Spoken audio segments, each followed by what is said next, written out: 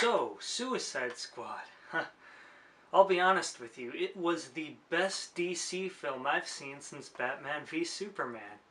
All around me are familiar faces, worn out. So in all honesty, I really was excited for this movie. The trailers looked really interesting, if not a bit cliche. They were well done for the most part, and I think the thing that pulled me in the most was the fact that there is a new team behind this, and a new director, David Ayer, who has made some films in the past that I really like and I think are solid movies. So, what did I think of the final product? Well, let's start with the good first. So I think this movie had some really well done performances. First of all, Will Smith as Deadshot, probably my favorite part of the whole movie. I really liked Deadshot. Will Smith is an actor. I think he has a lot of charisma. He does a really good job at what he does, and I think this movie is no exception. Also, characters like Harley Quinn were pulled off by good performance as Margot Robbie. She did a unique job. And I think there were a couple other actors in there who I pretty much enjoyed from time to time. I also think that the flashback sequences, for the most part, were well done and were interesting to see, especially ones like Harley Quinn and Deadshot, because it added a lot more humanity and likability to Deadshot's character, making him probably the most relatable of this group called the Suicide Squad. And I also thought it was interesting to see Harley Quinn and Joker's past, and some of the other flashbacks were pretty unique too. Also, I liked the action sequences in this film. While they weren't anything that really wowed me, they didn't really blow my mind, I did think they were pretty fun to watch and a lot more grounded than just two people throwing each other across a city of buildings. It was also pretty cool to see some cameos from characters like Batman and some others I won't really mention because of spoilers, although showing them in this movie kind of made me scratch my head a bit as to where they were later on when the events of this film unfold. But anyways, that's just a small minor thing I noticed. So, now that I said some of the stuff I liked, let's get on to some of the stuff that could have been better.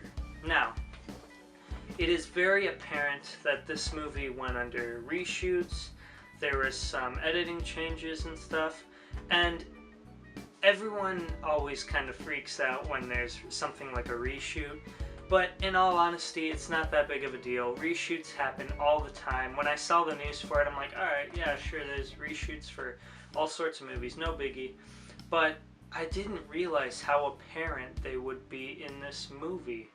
So I guess there were several drafts of this film sent to multiple editors, and people were doing several different cuts of this movie, and at the end of the day, the Warner Brothers company, DC, all them, they pointed to their favorite draft, which was kind of an interesting thing to do, because I think the first half of this movie is really jumbled and kind of messy.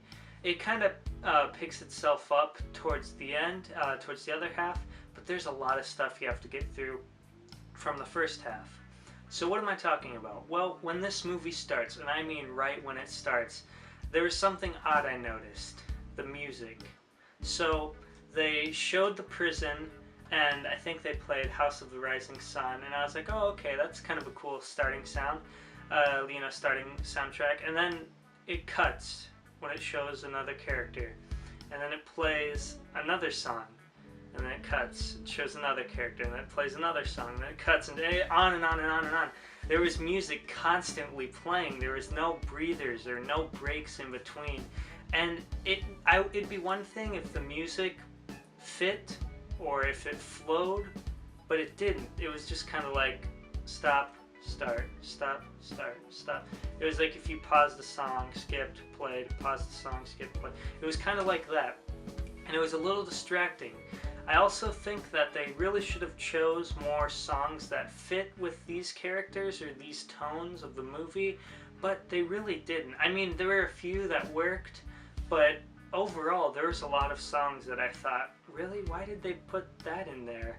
And it just kind of took you out of the moment, and it made you think, like, what would this movie be like if it didn't have all these songs in it? And it also kind of gave the impression of they didn't have music or a soundtrack for this film, and at the last second, like, someone just like, oh, here, and they just like sent some of their favorite iTunes songs and they just slapped it onto the movie without any real thought or reason. So then the movie introduces us to our characters, our main characters. And I think this is where the movie took a pretty big hit for me. So, they show, like I said before, I do enjoy some of the flashbacks that they did. Like I said, stuff like Deadshot or Harley Quinn's flashbacks were interesting to see. However, there wasn't really any flow to them. Like the music, it was just kind of like, here's a scene, here's a scene, here's a scene, here's a scene. It was just kind of like the movie was telling us what these characters were like rather than showing us what these characters were like. So let me tell you what I'm talking about. So this movie just kind of slaps together these flashback stories, and the first two I was like, oh, okay, that's kind of cool. But then about halfway through I was just like, oh my god, we still have 3 more flashbacks to go. So that kind of dragged the movie along for a bit, and it doesn't really add that much rewatch value to it, because this is probably the part, if you were to rewatch this movie on DVD, you'd probably skip over 1,000 times. And to make matters worse, they show these characters again and introduce us to them again. It's like, we just saw your flashback story, we don't need this. So I think that was kind of where the editing and the reshoots kind of came more apparent to me. But anyways, I digress. The film just kind of introduced these characters as if they were trading cards. It was like, here's the character, here's their picture, stats, stats, stats, stats, you know? It was kind of cool to see, but after a while it was like one after the other. You kind of knew it was coming, and it kind of became old and a little boring. But anyways, so I get it. This movie has a lot of characters. The whole Suicide Squad cast is almost 10 people. So I get it, yeah, they have to show where these characters came from and why they're here. And I know that people say, oh, but yeah, there's too many characters, there was no other way to introduce them. But that's kind of the problem, because I have seen movies with big casts being introduced much better and more naturally.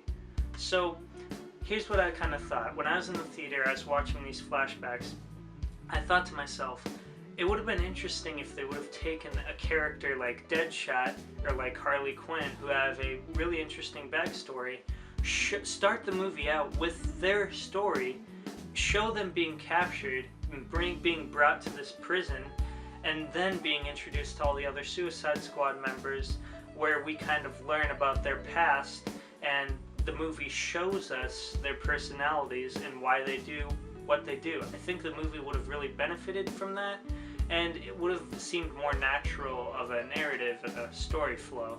But that was just my thought on it. Maybe it wouldn't have worked, maybe this is the way they saw was best, so who am I to say? But I was just kind of thinking it would have been interesting to see if they would have done it that way, rather than the way they did.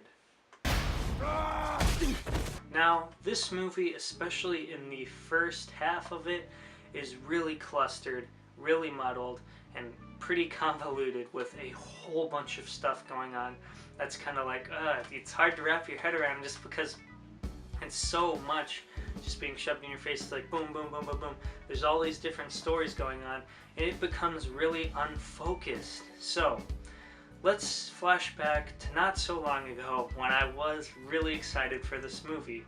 One of the things I was interested in the most was how the trailer was cut together to make it look like the Joker was going to be fighting the Suicide Squad. I thought that would have been a really interesting take on it, and I was like, oh, maybe this is just like kind of a teaser thing. They're not going to really have him be the villain. Maybe they'll have someone else as the villain, and that's what really got me excited, just kind of speculating, because I'm going to be honest with you, the DC universe is home to some of the most popular villains of all time, especially Batman. You know, you got villains not only like the Joker, but you have like Scarecrow, Mr. Freeze, you know, the Penguin, all these different villains, the Riddler, it goes on and on and on. There's so many great characters that they could have chosen as the villain, but I think the route they went, and I don't think I'm alone when I say this, the villain they chose was really kind of a letdown. The plot that they put these characters on was mine and a lot of other people's biggest problems with this movie. It just kind of becomes a giant laser in the sky with a huge army of destructible villains, just like these little bad guys that they sprinkle out throughout the city, and it just becomes really generic and kind of old hat. We've seen it a million times, and with characters like the Suicide Squad, it just seems like wasted potential, and they could have done something much more with these characters. We're bad guys. It's what we do. So, anyways, those are my thoughts on Suicide Squad. Did you see Suicide Squad? Let me know in the comments below what you thought about it. Are you excited for the new Wonder Woman trailer? All that stuff. And so yeah, just let me know in the comments below, and a new video will be coming soon. And here's a little sneak peek of what that video is. So, this is completely unrelated to Suicide Squad the movie. However, when we went to see it, there was a trailer. There was actually a lot of pretty cool trailers shown, Wonder Woman being one of them. I'm actually pretty excited for Wonder Woman. But anyways, there was a trailer for Christopher Nolan's new movie called Dunkirk, and it looks pretty interesting. It was kind of a small teaser, so you didn't really get much footage from it. However, from what I did see, it was intriguing enough for me to want to go see it. So, it got me thinking.